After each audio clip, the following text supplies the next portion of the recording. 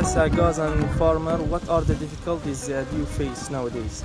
والله أول إشي بنعاني في الدواء بطل يجي الدواء علينا مع الحصار والمعابر بطل يجي الدواء مغشوش علينا، نيجي نرش العنب يضرب كله خربان، بعدين نيجي نسقي العنب فيش كهرباء، يعني بتيجي الساعة 24 ساعة قاطعة كهرباء، ساعتين ثلاثة بتيجي بس، نيجي في الليل بنسقي العنب.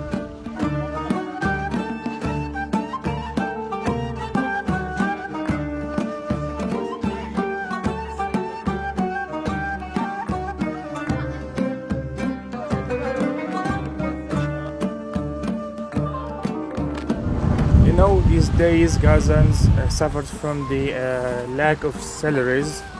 So, what that thing affected you as a Palestinian farmer when you want to sell your crops?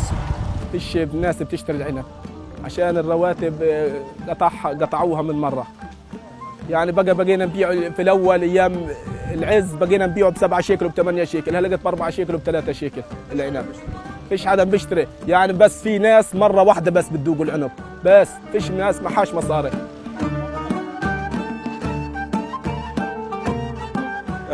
Does the Israeli occupation obstruct your work from selling these grapes?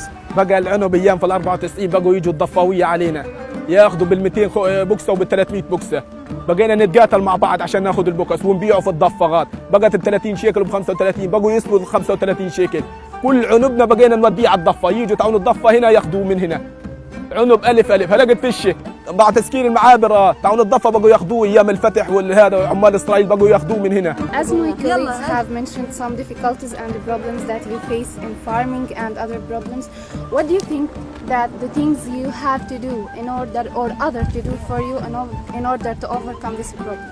What exactly you need and what you are looking for from the other side to help or to provide you in order to overcome this problem? بدنا اول شيء يفتحوا المعابر عشان العنب يطلع برا.